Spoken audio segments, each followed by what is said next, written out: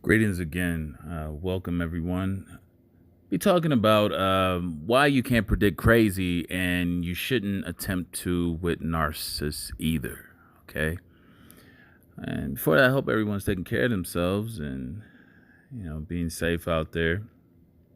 I want to appreciate all of you for your support and, going through these times. I know things are hard, but we'll get through it day by day. We'll get through it. Anyway, people a lot of times think that they know narcissists, but they I don't think they understand just how different they are in regards to having psychosis. So I'm going to start with a little story and see if you guys can get the answer to this.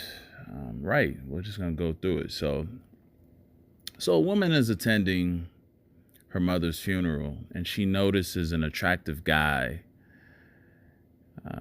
She's thinking that he's incredible and believes him to be her soulmate, almost an instant attraction to the guy.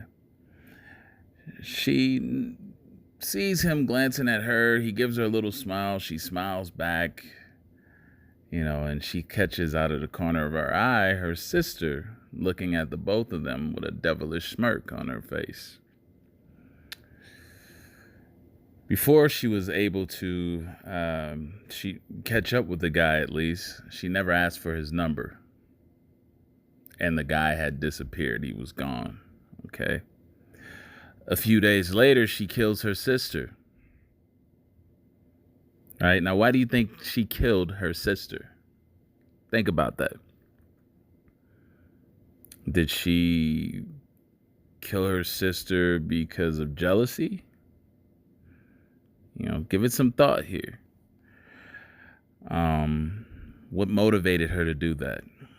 Did she find out at some point between that time that her sister was sleeping with the guy? Okay, all this is possible. All right? But neither one of those are the answer. She killed her sister because she was hoping that the man would turn up again at her sister's funeral. Right? Most people probably thought other scenarios, but that's if you're not a cluster B. That's if you're not operating in a state of psychosis.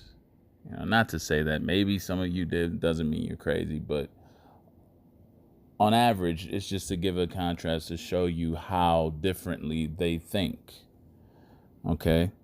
Most people, when dealing with cluster B personality disorders, specifically narcissists, because that's what we mainly deal with here, what we talk about, they make the mistake and the assumption of thinking that they can predict the narcissist consistently, that they can actually tell what their narcissist is going to do. And a lot of individuals that I've had as clients or whatnot believe that they can, or they know the narcissist well enough that they know what they're dealing with and how they're going to do, this or that.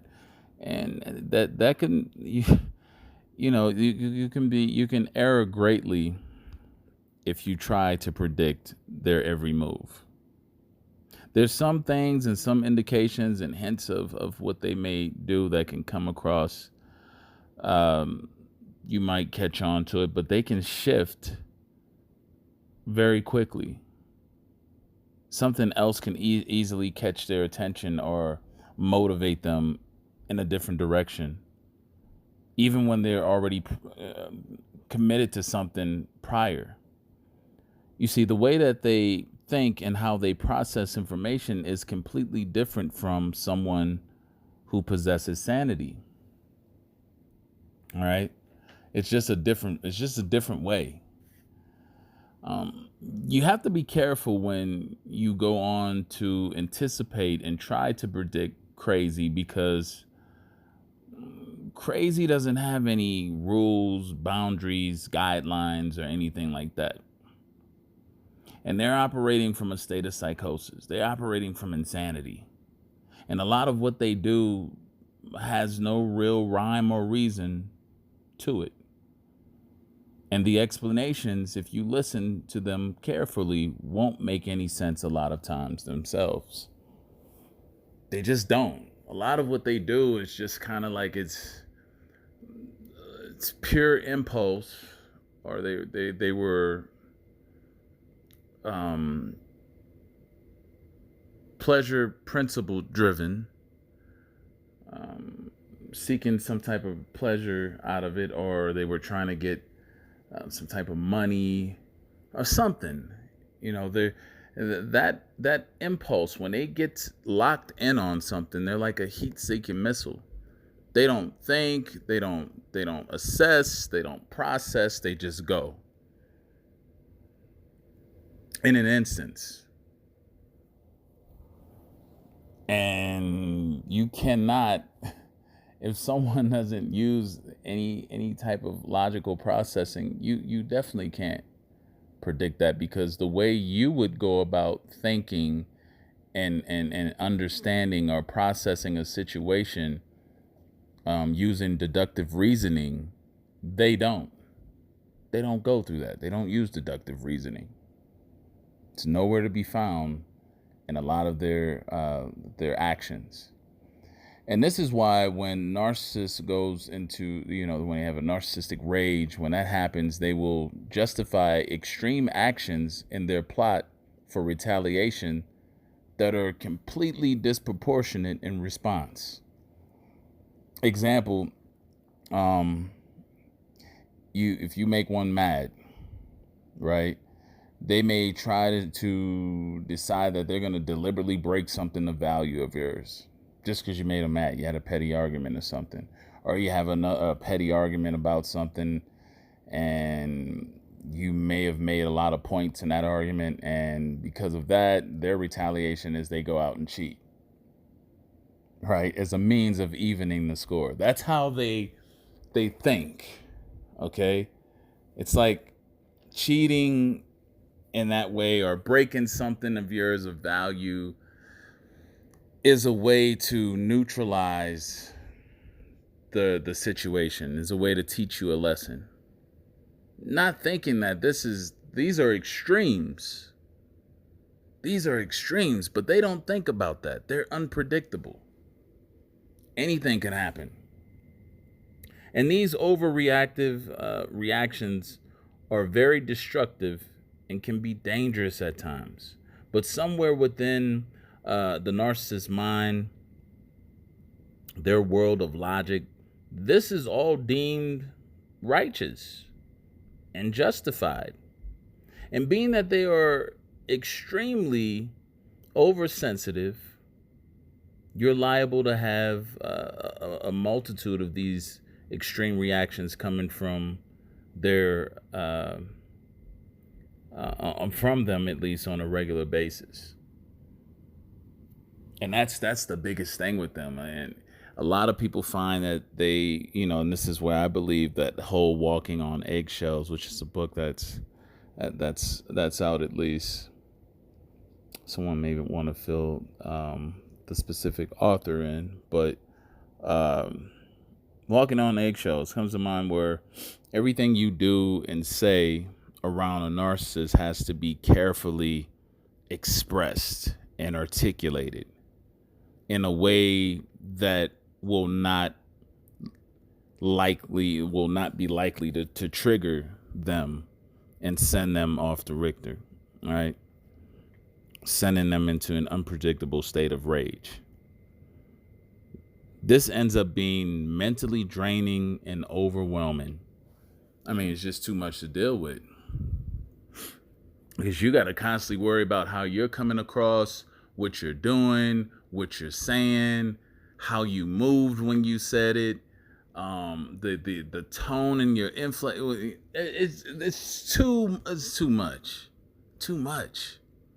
But you're dealing with someone who's crazy, and you don't know how they're going to take that from how someone in their normal state of mind would process something and have a certain degree of understanding. these individuals don't have the same understanding as sane people. People who are mentally sane have a completely different level of understanding than someone with psychosis.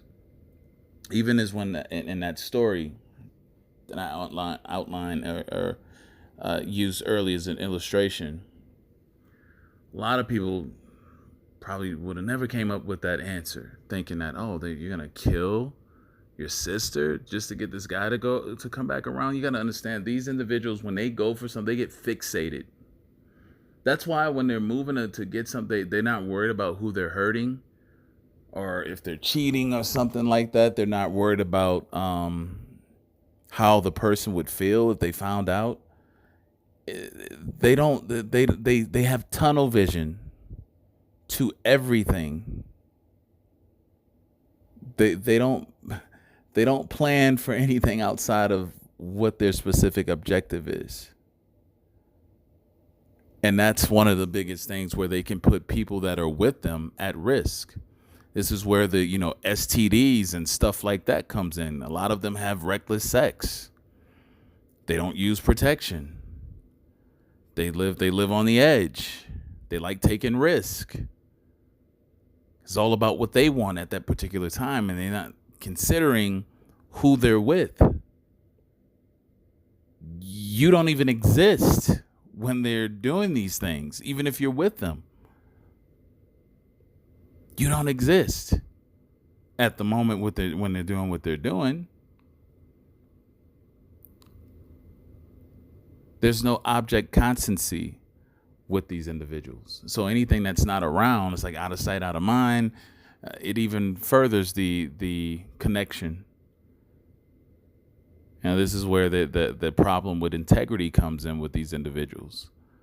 Because if there's nothing there making sure that they're doing the right thing, they're more than likely not going to do the right thing.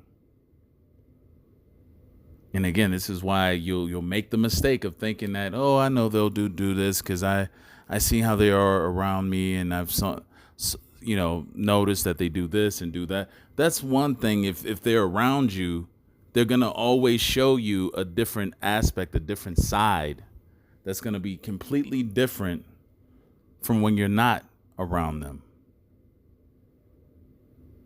What's that old saying? When the cat's away, the mice will play. Narcissists live by that.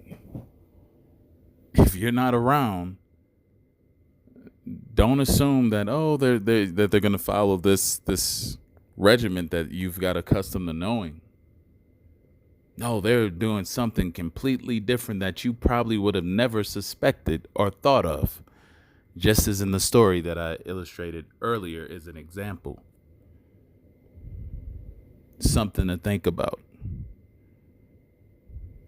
Anyway, hit the like button. Make sure you share the videos if you have someone that you think might benefit from it. Keep your heads up. Keep yourselves together. Any consultations, click the link in the description box. Until next time, everyone enjoy yourselves, love yourselves, have a good one. Bye now.